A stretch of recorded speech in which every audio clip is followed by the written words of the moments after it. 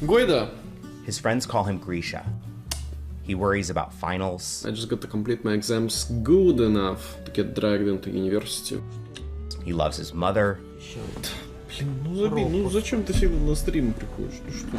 Так. Еще есть. Мам, нет, ну все, ну хватит, ну это кринжово. He loves his country. Ленин будет жить. And in the 2.5 years since Russia invaded Ukraine, he's gone from a kid who loved playing video games Yes! Ура! to a key figure in Russia's all-out propaganda campaign. Nazi pigs don't deserve to be remembered! Так, блядь, что мы делаем? In the battle of ideas raging over Russia's war in Ukraine, games have become a battleground. And Grisha Putin, as he's known, is one of the campaign's most famous fighters. Mr. Putin, I'm your fiercest warrior. We're holding the hordes of the gay, trans, LGBTQ battalions sent by the Americans. When special military operation began, I was just a 16-year-old guy who loved playing games. I made it something bigger. His weapon is a webcam, and he logs thousands of hours streaming video games. He's targeting young people. NATO tanks encircled! Total Z victory! Games is a great place to broadcast to a very big young audience, which is easy to influence. Нихуя американские эмки, блядь. Don't underestimate the impact games can have on people, especially the youth. His real name is Grigory Korolev. He lives with his mother, who bought him his first computer when he was 14. Yes! What the f is happening with my game? Do you view yourself as kind of a political influencer? I don't call myself that, but I could see someone saying that I am. What Grisha is doing isn't new. Propaganda has always been around. But experts say gaming is different. Gaming is the new social, and games eventually create an alternative reality. Noam Schwartz is the CEO of ActiveFence, a cybersecurity firm that helps protect gaming platforms from fraud, identity theft, hate speech, and extremism. They also monitor disinformation and propaganda.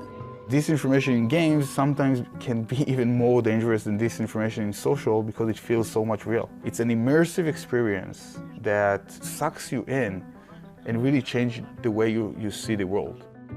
One of the major gaming groups ActiveFence is tracking from its headquarters in Tel Aviv is called Z-Shaker Central. Grisha Putin is its founder. He uses his platform to encourage his audience to donate money to the Russian war effort. I have an American guy who sent me $550 for 2 artillery shells to be fired. One with President Biden's photo. Then there was another one with President Trump, his presidential motto. It's a good way to troll. It gets money. For money I get equipment. Гриша Путин и сообщество Z-Shaker Central. Получили тормозные накладки. Grisha uses these donations to pay for fresh supplies like drones and body armor for Russian soldiers in the field. Гриша Путину огромное тебе спасибо. Птица уже отработала. In return for his support, Russian soldiers sent Grisha Putin mementos from the front lines. This is field Ukrainian army jacket. Unfortunately, it's a little bit blurry. Ukrainian army vest. And it has actual plate armor inside of it with a bullet hole. I laundered them before keeping them in my room.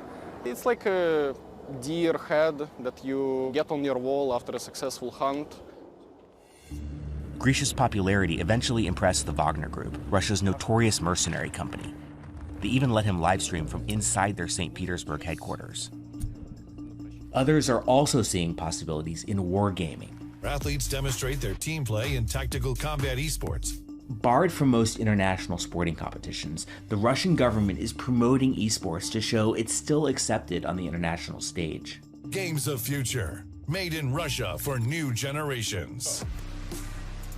And a Russian company is developing a Call of Duty-style game about the invasion of Ukraine, with Russia as the hero. Мы знаем, что попадем в ад, но в аду мы будем лучшие. You've become kind of a cyber warrior for Russia. Do you hope to become an actual warrior for your country? You're talking about enlisting into the military. Yeah. I don't exactly think that I want to enlist, because the work I do is more valuable than whatever else I could do in the field. I'm unstoppable. I'm a Rambo. Sometimes you can make something much bigger than money can buy. You can shape entire generations' view of history of your own nation.